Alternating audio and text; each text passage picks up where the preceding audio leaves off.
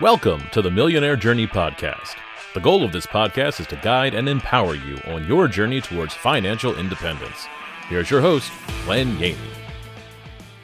Today, my guest is Moe Choice, former entrepreneur turned solopreneur. Welcome, Mo. Thank you so much, Glenn. Thank you for having me. Yeah, I'm glad to have you on. Did a little bit of research, and it's been a little thing that I go into these wormholes of education, and it matches up right with where I'm at right now. I'm looking into all these entrepreneurs doing large exits, and it's great to have you on. I appreciate that. I don't know if mine was a large exit, but it was pretty good. Yeah, so if you could, just tell us a little bit about yourself. How long do you want me to talk for? Whatever can get your story across. Oh, there's too. I'm a big talker, so just interrupt me when you want to. I'll start at the very beginning. I figured out probably by the age of 3 that I couldn't trust adults. Like really. And I was I was a why baby. Why? I know everyone says kids are like that, but they're not. My brother certainly wasn't like that. Neither of my brothers, but I was always questioning, and I could tell that they didn't know what the fuck they were talking about. Can I swear, by the way? Wherever. Okay, great. So I realized that they didn't know what they were talking about. So I figured out very quickly, I can't rely on these guys. I got to figure it out on my own. The problem is that became a limiting belief too, because I had this firm belief that I could figure it out on my own. I didn't need to listen to anybody. But what that meant was that I could try lots of things without worrying about anyone's opinion, because in my mind, if they don't know what they're doing, why the hell am I going to care what they think? So I started to try things, and it led me to understanding that people will pay for value. I learned that by the time I was a teenager. Like if you can provide value to somebody, they will pay you for that value. And all it takes is knowledge and time and a bit of effort, really, to present value. So how do I knowledge up? How do I get my work ethic to where it needs to be? And how do I understand what's going on in the market so that I can present value in a better way or a different way to others? And so once I figured that out, I was like, that's what I'm going to do for the rest of my life. I didn't know what that meant at the time because I didn't have the language around it, but that's what I figured out. So I started selling bootleg CDs. Back pre-internet days, we used to get CDs for music or cassettes, but it was CDs at the time. And I was living in London, UK, and CDs would come 7 to 8 weeks later because they had to ship them over. So we'd hear the songs on the radio and we were like, where the hell's the CDs? And it's like, oh, it's coming from America. It's going to take a couple of months. So basically I became friendly with some DJs who used to get the pre-sale CD. And so I take the pre-sale CDs off and copy them into cassettes and sell the cassettes in college for people that would buy them. And I was like, this is so cool, but obviously it's illegal and it's not scalable. And it's not real. But it taught me how to enterprise. And so you fast forward 10 years if you want, 15 years, I built 12 businesses from scratch, kosher businesses, mostly brick and mortar, mostly in hospitality-based industries, so co-working spaces, hot kitchens, dark kitchens or cloud kitchens, restaurants, cafes, bars, nightclubs. So I was very, very involved in brick and mortar. And it got to a stage about 10 years in when I realized I didn't want to do this anymore. And the reason I didn't want to do it anymore is I felt handcuffed or anchored to the venue. I always felt anchored to the venue, which meant it was the venue, it wasn't me, so I didn't feel fulfilled by it. And I couldn't take time off. Hospitality is a seven day a week business. And so I couldn't leave, And then I started to see kids sitting on the beach with their headphones saying, I work in Bali on the beach, or I'm in Hawaii on the beach making money. And I'm like, what the how are they doing that? And I thought my limiting belief about that was you have to be a coder or a technically skilled person. So I was like, that's not for me. And then when I started to see personal brands getting built on Facebook at the time, and then Instagram started to become popular, I was like, that's for talented people, like artists and musicians and movie stars and fashion models and actors and bodybuilders. That's not for me. It's for people that are aesthetically pleasing and maybe slightly talented in some way. So I never thought I was talented. I just thought I knew how to hustle.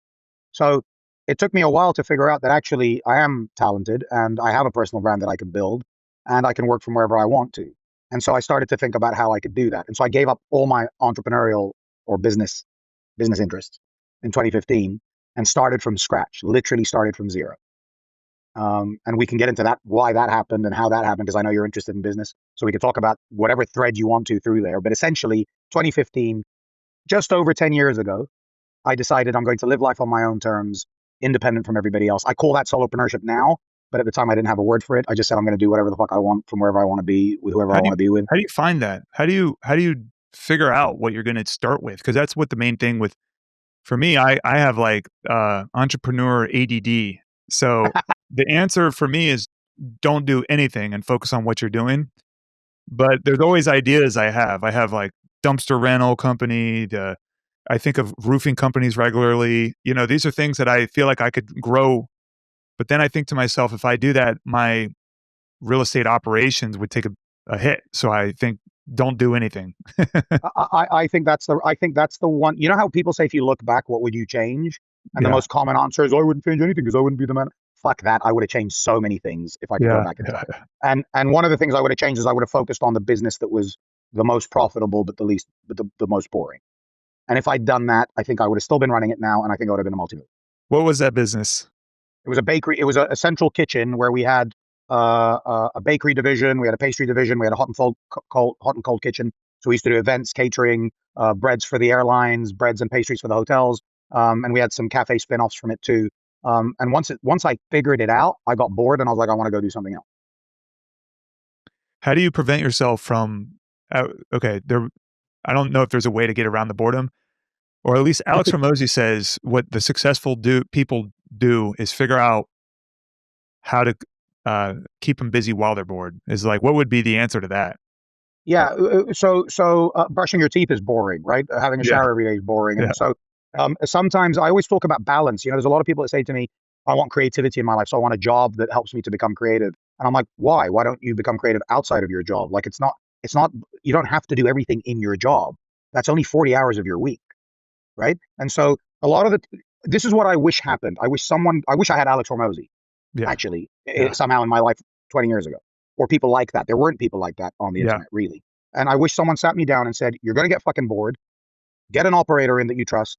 Take a back seat if you get bored, but keep the business interests. Right. And don't chase things that you don't need to chase. I wish someone sat me down and told me that. And the thing is, I didn't know. If you don't know it's coming, when it hits you, it's like, oh my God, this is different. I don't like it. I want to change. But if you know it's coming, if you know the storm is coming, you can prepare for it. Right? If you know the quiet is coming and there's nothing going on, then you can prepare for it. If you know the heat is coming in Miami, you can prepare for it. But imagine you didn't know the heat was coming. It's like you probably just want to pack up and leave. It's like, what the hell is this? I'm leaving. You know what I mean? So I think the expectations, this is Anne Lamott's quote, the author, expectations are resentments waiting to happen.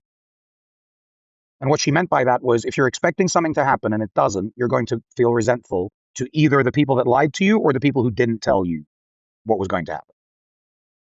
I think that's kind of like, for me, the solution. Like, so we were talking about it a little bit before, is like, there's certain work that I do, and sometimes I'm like, this might be, I don't know if I don't consider it below me, but at the same time, it's like going to look at a mobile home to see what needs to be done at the mobile home. Seems like I could hire somebody out. But just recently, I've learned that I've trained my staff to save money. Like, I just say, we're just cut costs at any way we can. But guess who's the person writing the checks? Who I go to a property and it might look terrible.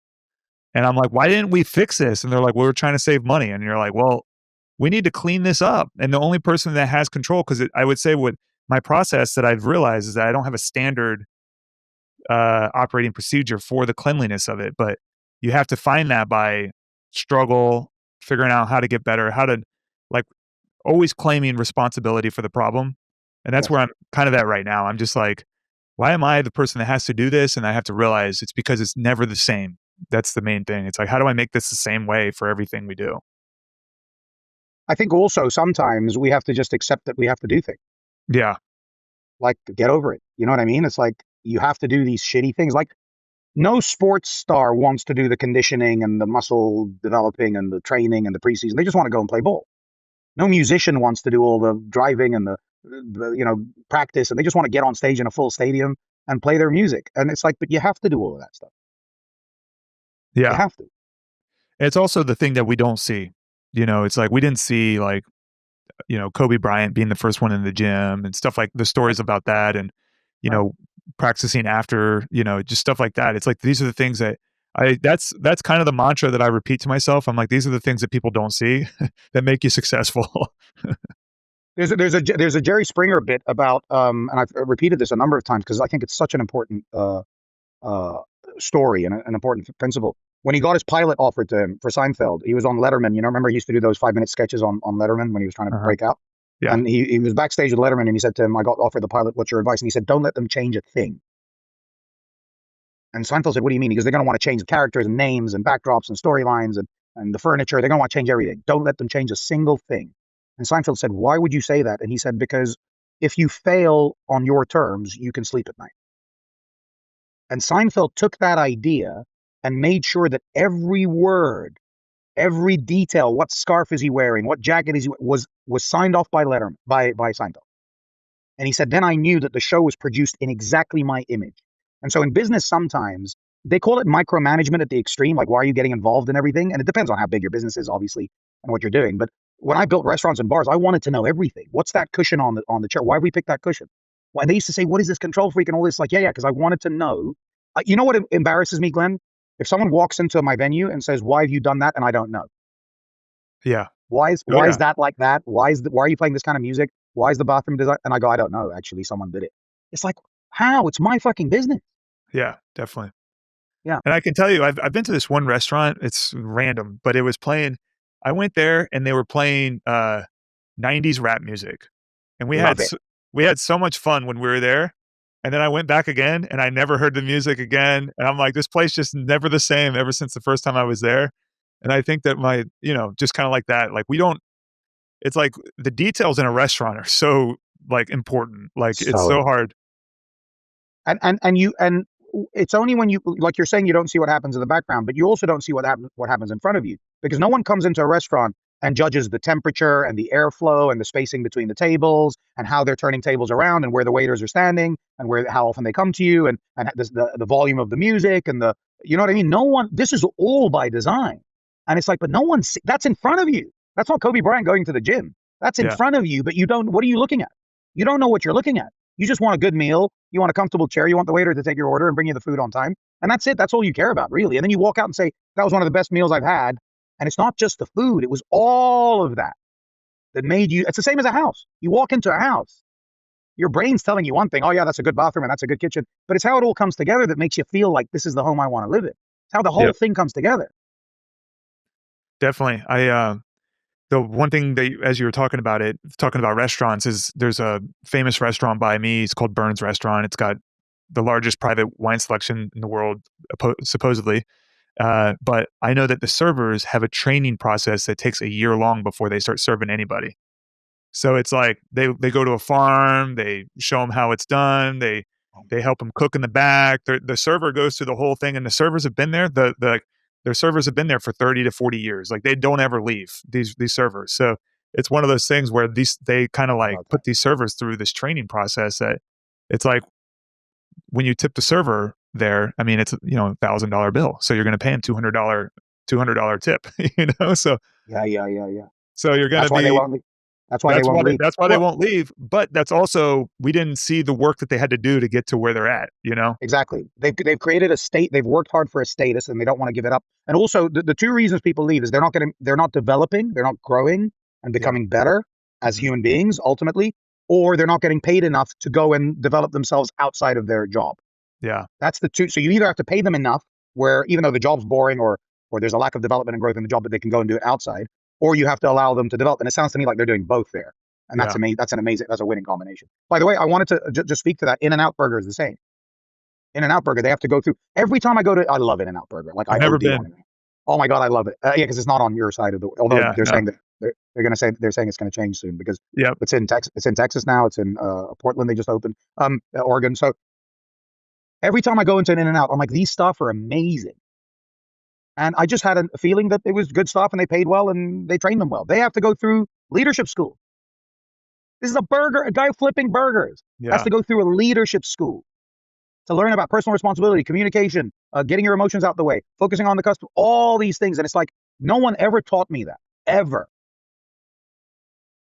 Yeah. And that, just to continue with this conversation, is that I've actually learned that sometimes money is not even the motivator. Like, there's people I've paid a lot of money to, and they're not, they don't get any better from when they like doubled their pay, and they're still the same person. Like, you would think, I'm going to double your pay, let's get some more out of you. Step it up. It's like, it's the same person, Do you think sometimes, because again, I'm a big fan, I learned leadership. So when I stopped doing business, I became a leadership consultant. Yeah. right? That was really what I wanted to do. I wanted to help people think differently and take responsibility and think Oh, for yeah. themselves. That's what right. And so I studied sports coaches because I was like, these guys are unbelievable. They're getting talented young men to work together to win. That's Yeah. got to be the ultimate in leadership. So Vince Lombardi, Phil Jackson, all these guys, I studied their work. John Wooden, very, very closely. One thing I realized was they had a very strict philosophy about rewarding young people too early. Yeah.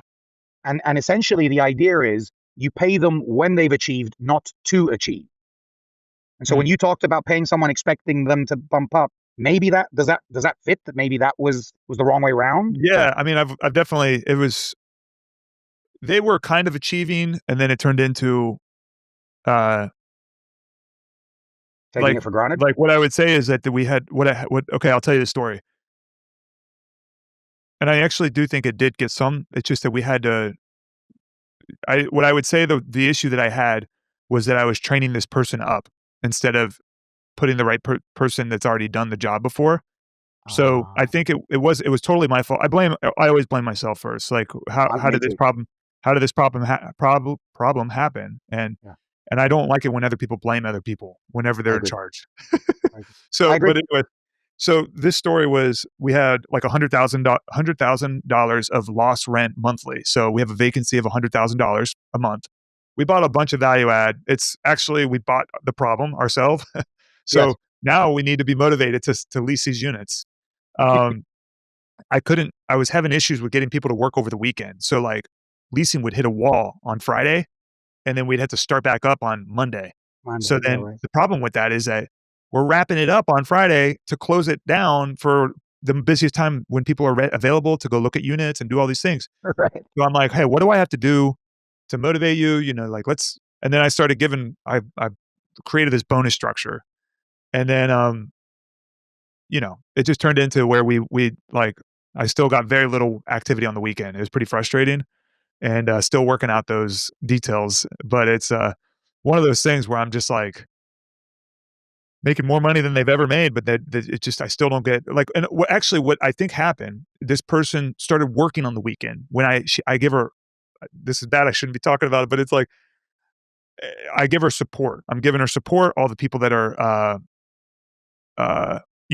people to do the work for her. I don't want her to work on the weekends. That's the big thing. And I've told her this a million times, but it's like, I want other people to do the work and you make sure they're doing it. So it's it's just one of those things. And I think she has gotten way better, and we're getting better that's the thing. We're getting better every day. And that's all you can ask for, is that we're getting better every day. And we're Progress. aiming. Yeah. Progress. If we're Progress. going Yeah. sideways and we're not getting better, then we've Agreed. hit a wall. So I have questions that I use in these situations that I used to find very effective. So I would sit someone down and say, here's the outcome that I want, right? yeah, What has to happen for this outcome it's a very powerful coaching question. I'll give you two, actually. sure. So it works with kids. It works with, like, what has to happen to clean your room? What has to happen for you to brush your teeth every night without me asking? What has to happen for you to do your homework? Very, very powerful question. So what has to happen rather than why aren't you doing it, which is the most common question. Yeah. What has to happen? What has to change? What do I have to do in order for us to achieve this outcome? And then usually they tell you something that's, you either have to do more work, or you have to hire someone, or you have to get someone else to do it, or something like that. And then the second part of the question is, what's stopping you from? So So what has to happen, and what's stopping you from? Yeah, you can even say what's stopping us. So you can always start with the us, right? So if I say to you, Us is Glenn, good. what has to happen for us to sell on the weekends? And then you say to me, we need to find somebody who's willing to work on the weekends. I'd say, great. What's stopping us from finding that person? Yeah. And then so rather than saying the person isn't there, or that's the responsibility that you're talking about, that's my fault, it's like, what can I do to find that person? And then of course you flip it to your staff and you say, what has to happen for us to sell on the weekend? And then they might say to you, you need to find someone to do it. Yeah. Okay, what's stopping you from doing it? Well, I got my kid on the weekend. Okay, so what do you propose? What would you do if you were me? What else could we do?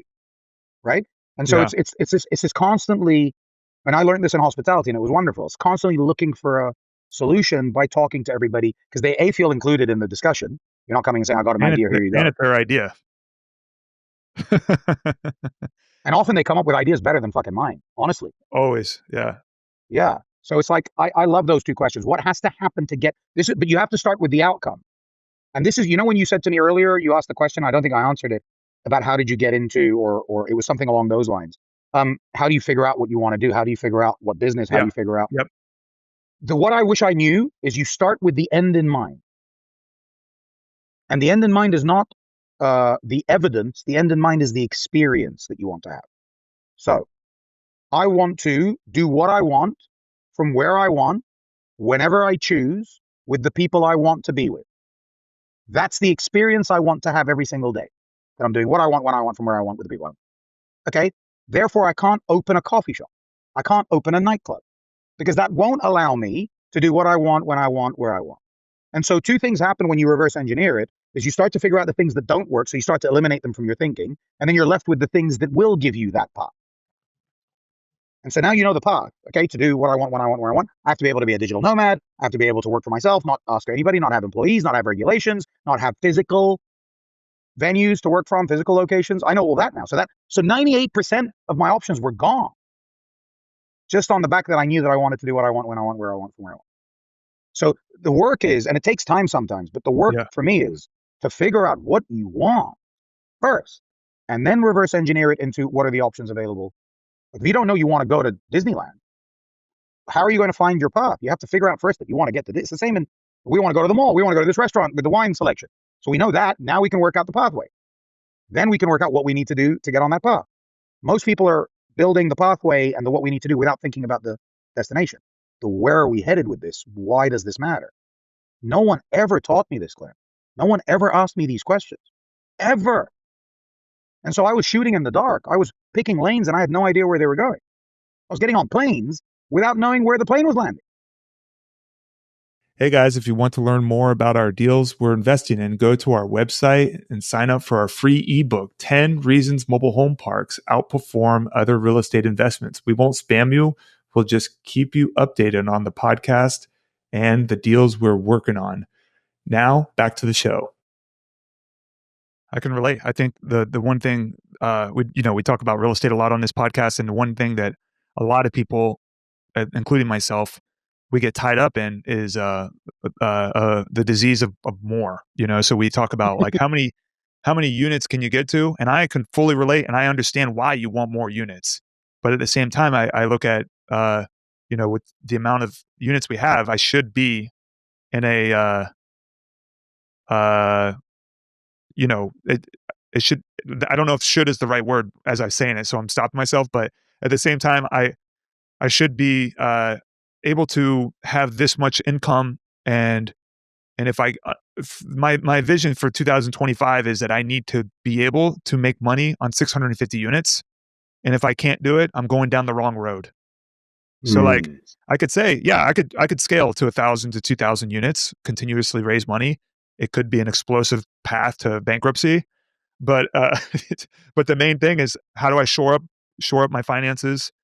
I mean, the big goal that I had for myself wasn't to add more units. It was to get my income up to $30,000 a month, and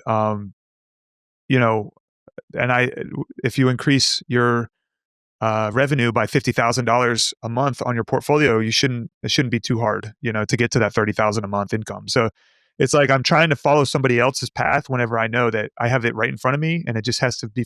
The other thing is, if I can focus on 650 units, I have the revenue to be able to scale to 1,200 units if I wanted to.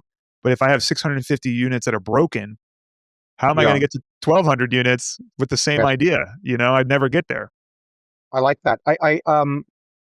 It's interesting because you use the word vision, and then you said goal. And I think this is really important, Glenn, also to use those words in a better way, I think. And so here's how I would look at it.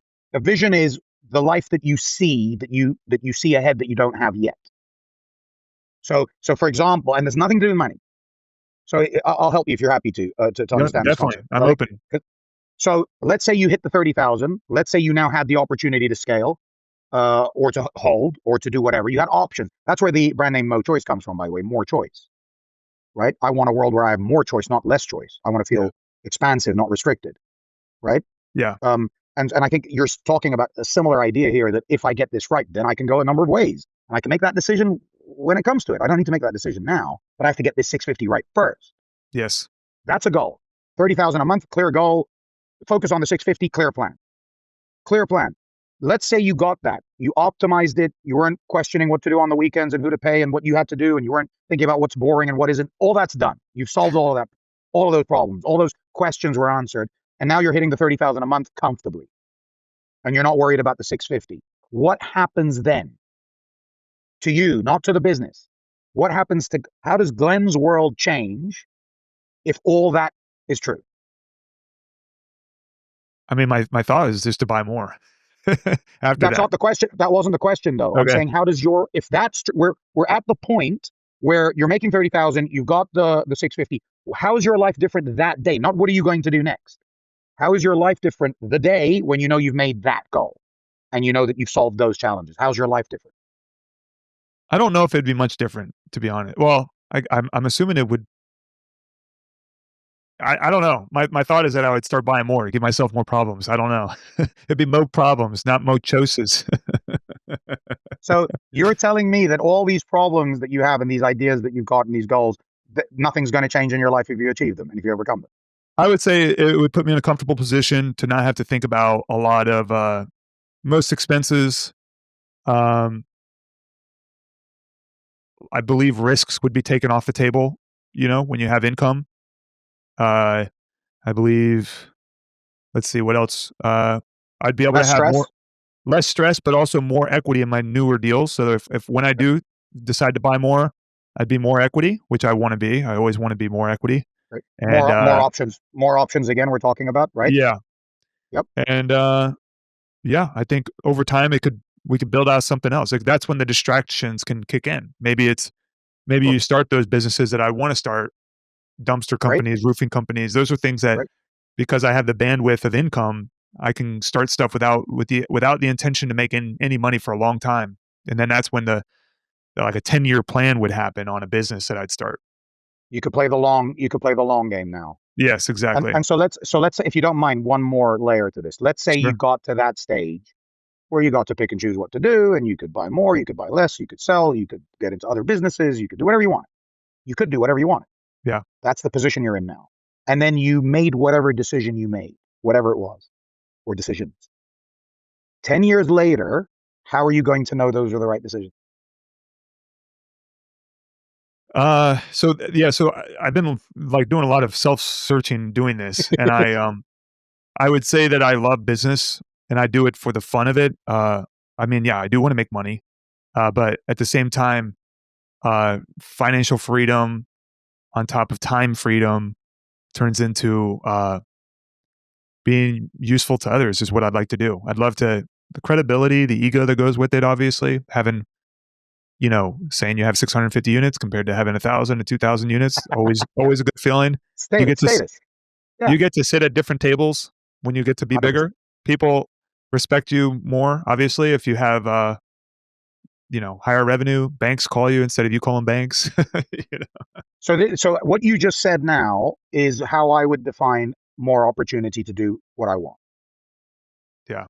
Different tables, banks calling me, more equity, more time, more opportunity, less stress, less debt, blah, blah, blah. Means I can do more. So this is how I do it. I remind myself, and I'll say what you said, this is what I want to be true. I'm having fun. I'm financially free. I can pay for what I want when I want. I'm time free to do what I want when I want. I'm useful to others. I'm well regarded. I have good reputation. I have access to the things that I need. And that becomes my North Star for when I'm bored, for when I doubt, for when I'm stressed.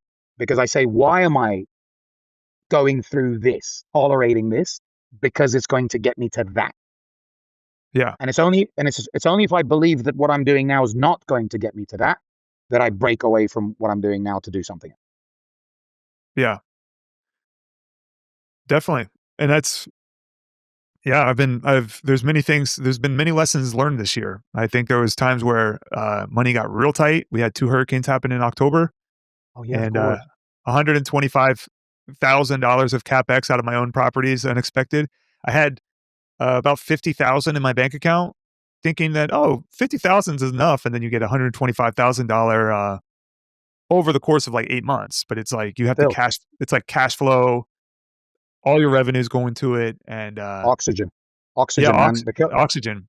Exactly. Business oxygen is the cash flow, and that's the reason most businesses fail. And that's my priority this year, is to get the oxygen mask on, or get the properties, uh, put more value on a cash basis. Like, so end of the year, I wanted to have 100,000 in my bank account, because 100,000, I said 50,000, then 125, but that 100,000 would have been enough for the 125 because you have cash flow at the same time.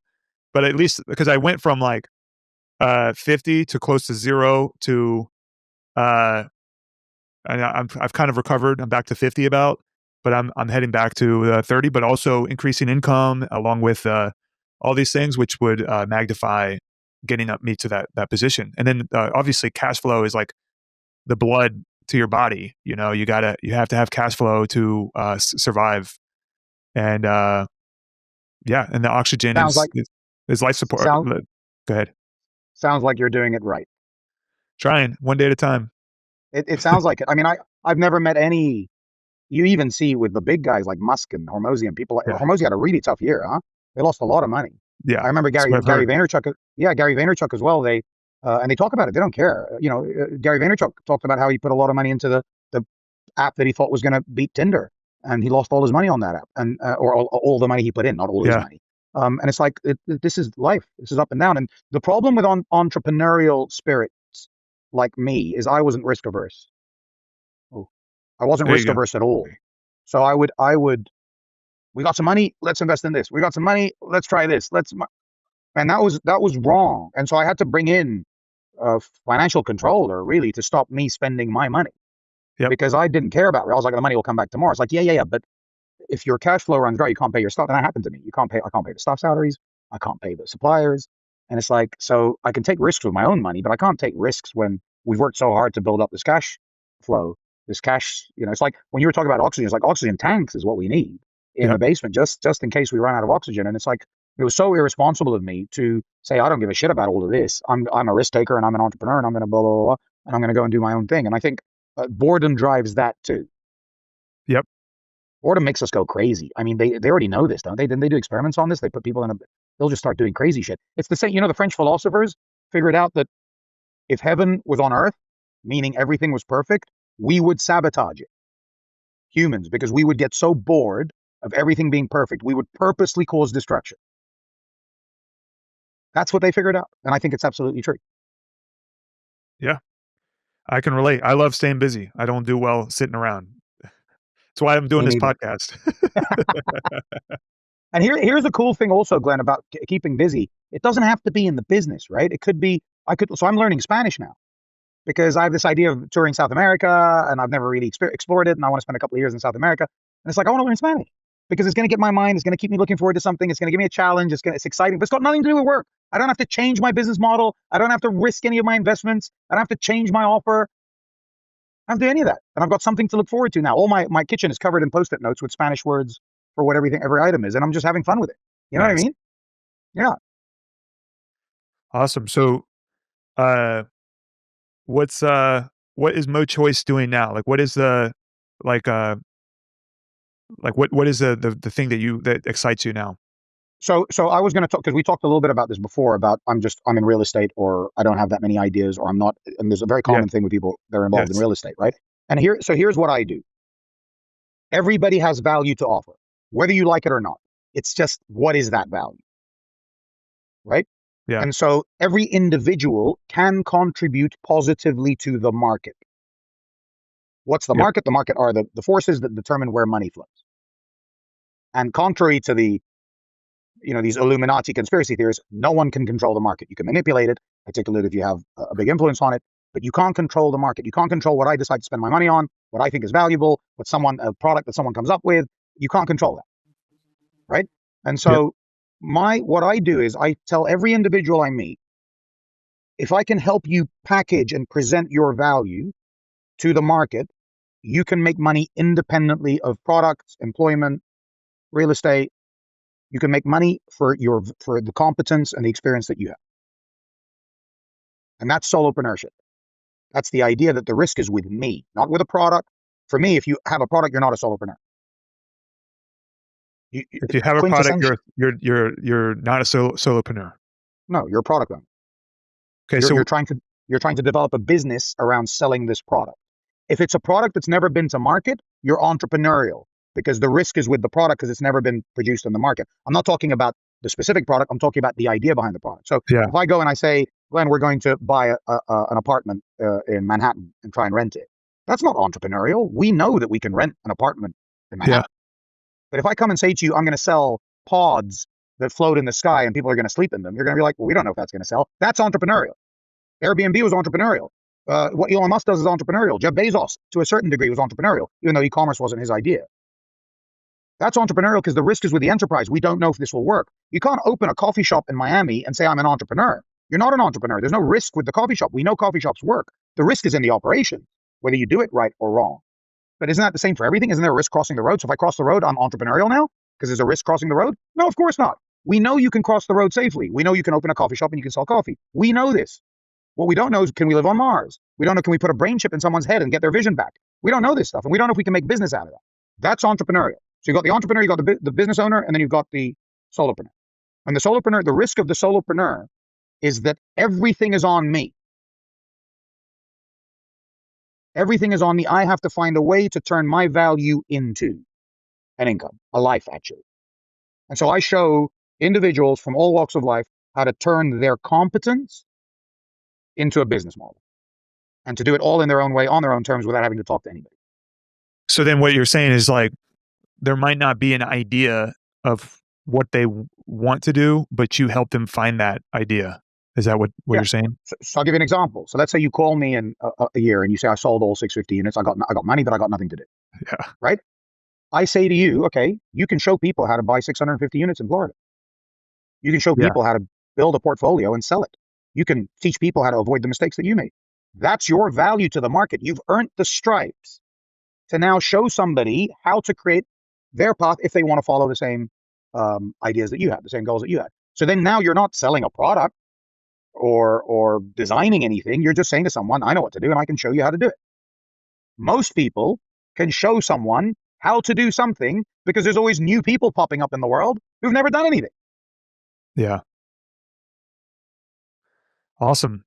So where can people find you? Moe Choice. There's only one Moe Choice, Glenn. So you Google Moe Choice. I'm mostly on LinkedIn. You can find me on X, starting fights with people.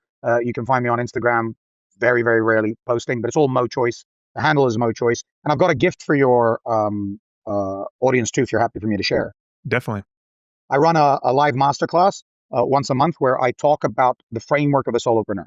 So if you're interested in this idea about how can I turn my competence and my experience into a revenue stream, I tell you what the framework is. And so I'd like to invite your audience to that. And if they sign up with this particular link I'm going to give you, they get a couple of bonuses as well from me that will help them think about their own lives a little bit more. And they can find that on moechoice.com, moechoice.com/podcast.